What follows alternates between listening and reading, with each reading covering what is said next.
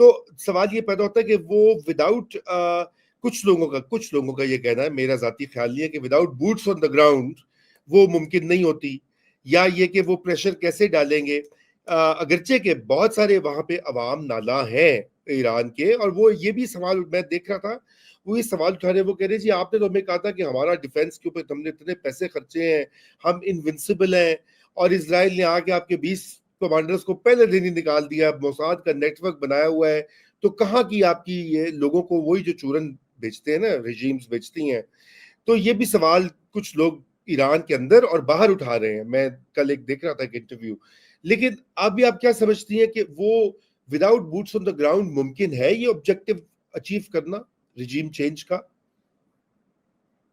دیکھیں بات یہ ہے کہ دیٹس ون آپشن کہ بوٹس آن دا گراؤنڈ ہوں, لیکن ڈیفینیٹلی یہ میجر تو کر رہے ہوں گے, سوچ بچار کر رہے ہوں گے ٹرمپ کہ بھئی کتنا حملے میں پارٹیسپیٹ کریں اور کہاں تک جائیں.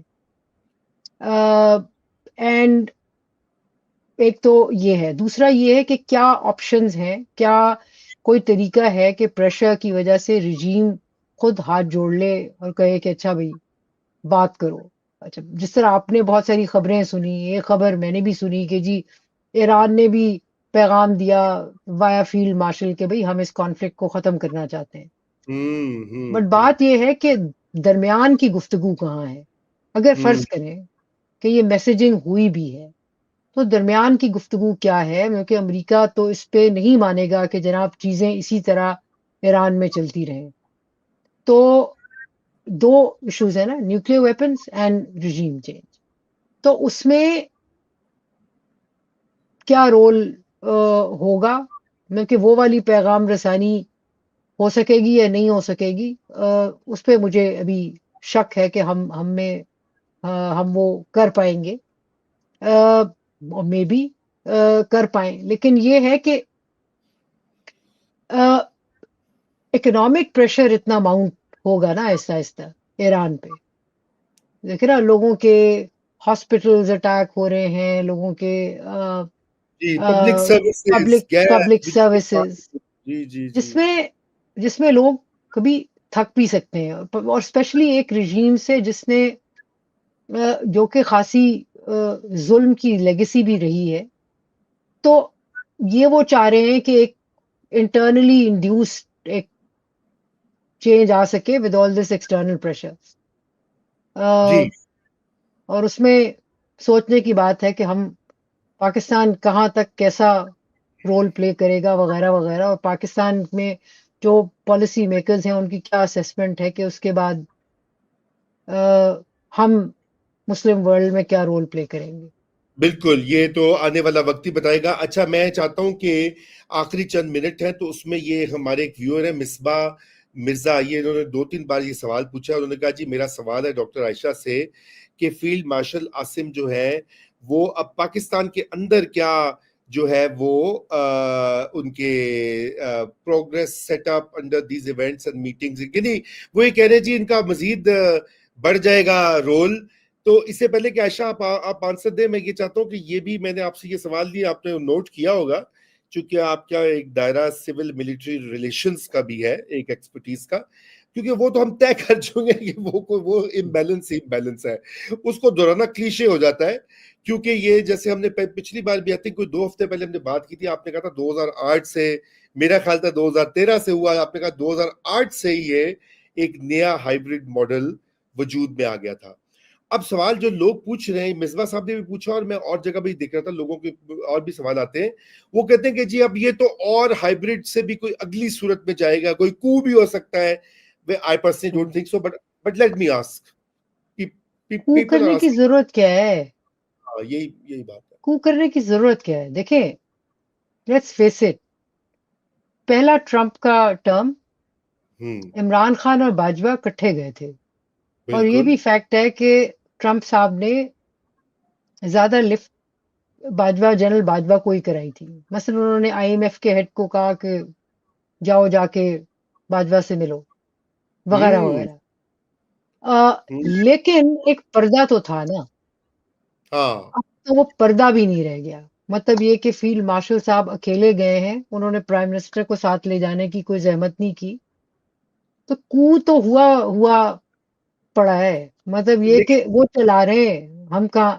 یہ ہمارے پولیٹیکل لیڈرشپ دیکھیں، میں سمجھتی ہوں کہ یہ اس چیز کی ادراک جو ہے نا وہ بہت ضروری ہے کہ پاکستان میں اب ایک جنریشن آئی ہے پولیٹیشنز کی، جنہوں نے اس سارے جو آپ کے پولیٹیکل سسٹم کے ساتھ ہوا ہے اس کو پش بیک کرنا مناسب ہی نہیں سمجھا. وہ کہتے ہیں کہ ٹھیک ہے یہی ہے. لیکن میں آپ کو بتاؤں یہ بہت سارے یہ رستہ جو ہے نا ہر طریقے سے خاردار ہے، ہوں کیونکہ جب ایک ملٹری کمانڈر اتنا طاقتور بن جاتا ہے تو پھر وہ اپنے آپ کو، اس کا مطلب یہ ہوتا ہے کہ اتنا طاقتور ہے کہ اس کو کوئی نہ کوئی پش بیک کر رہا ہے نہ اس کو کوئی سوال کر رہا ہے. اور ہمارے سسٹم میں پھر یہ ہو جاتا ہے کہ مائی باپ جو آپ نے کہا ٹھیک ہے. اس میں بالکل ہوتا یہ ہے کہ آپ کے کانوں تک آوازیں پہنچنی بند ہو جاتی ہیں. ہاں That آپ کو is, اور پھر that is when you tend to make mistakes بالکل صحیح organizationally, ہوں nationally, politically, whatever. So میں سمجھتی ہوں کہ اگر چیف صاحب تھوڑا سا بیلنس لے آئیں اور پولیٹیشنز کو رول پلے کرنے دیں تو ان کے لیے بھی بہتر ہوگا، ان کے لیے بھی بہتر ہوگا. نہ تو بات یہ ہے کہ، اور ہمیشہ سے دیکھا ہے، دیکھیں مجھے نہ اس بارے میں کوئی جسے کہتے ہیں نا کہ وہ نہیں ہے، کنفیوژن نہیں ہے کہ جب بھی ملک میں چینج آتا ہے نا تو ہم خوش ہو جاتے ہیں سول سوسائٹی کی ہم لے کے آئے. نہ، یہ انٹرنل ریسیٹ ہوتا ہے ہوں انسٹیٹیوشن کا.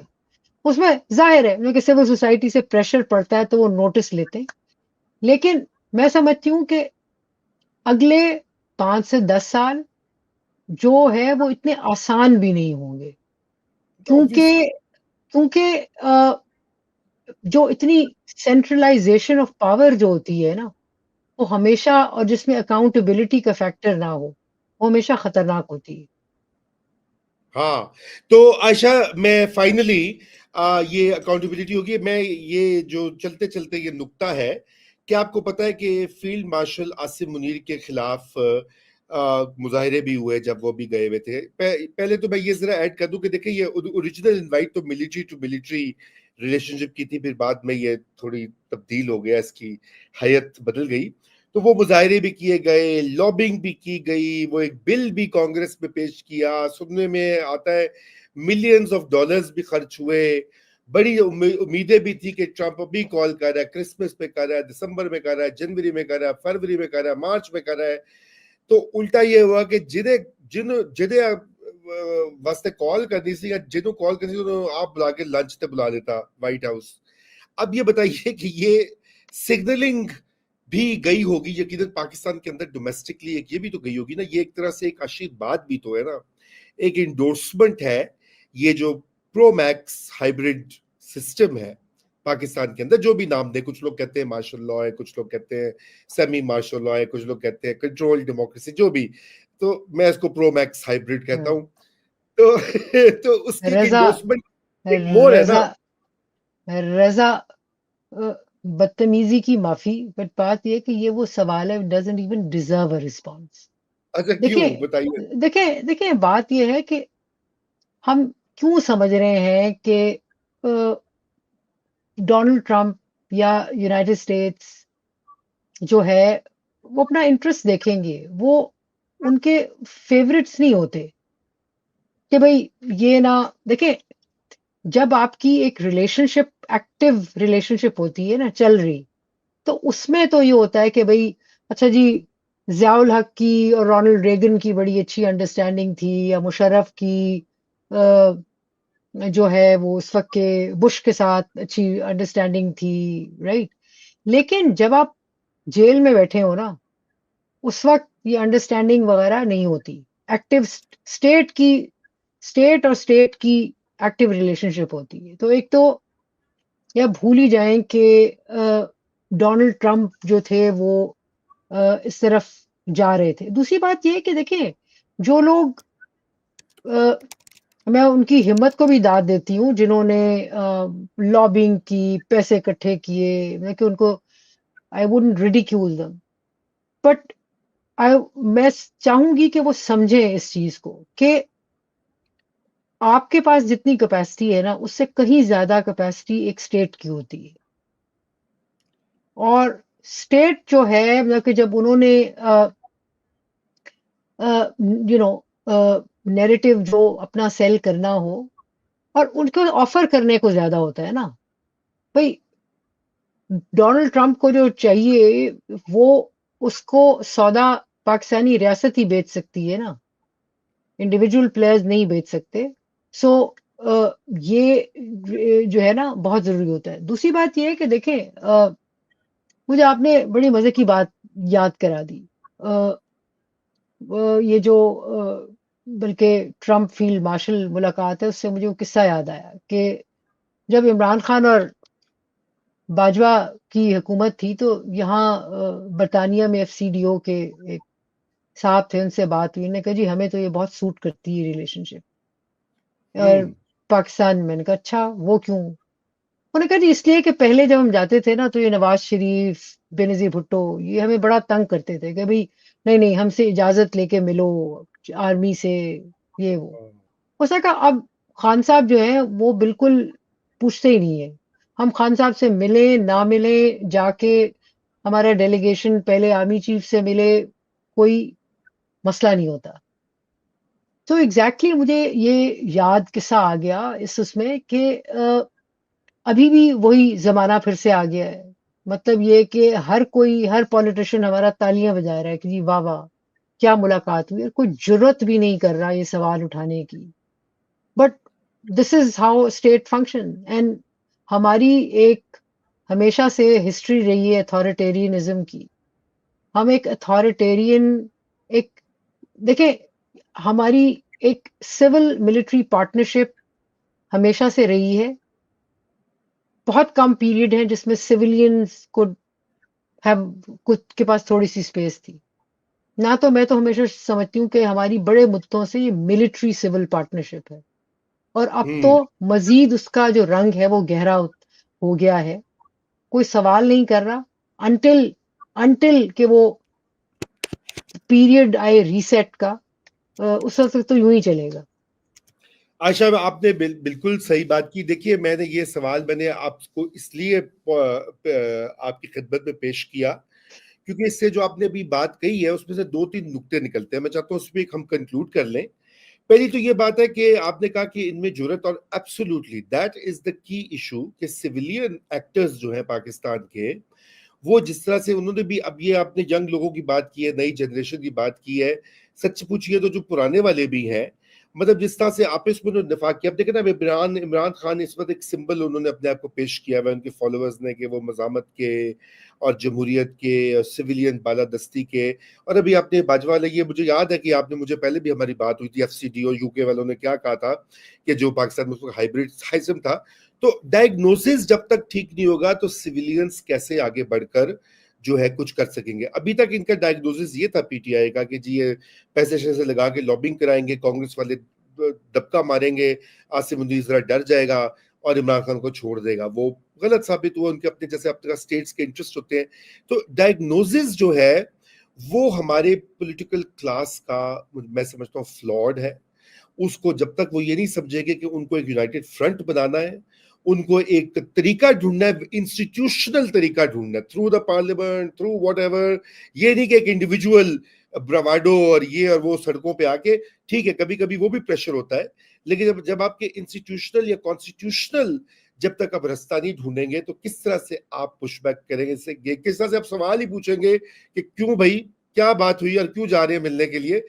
کوئی پوچھ ہی نہیں سکتا because they have completely subverted وہ that. دیکھیں وہ جیسے دیکھیں میں نے جیسے پہلے بھی عرض کی کہ بالکل پی ٹی آئی والوں کی جو کوشش ہے فیل ہو گئی، لیکن ایٹ لیسٹ میں سمجھتی ہوں اتنا اپریشیٹ کریں کہ چلے انہوں نے ایک سوچا کہ بھئی یوں بھی ہو سکتا ہے. ان کا اسیسمنٹ انالیسز غلط تھا، دیٹس وائی ہو نہیں سکا.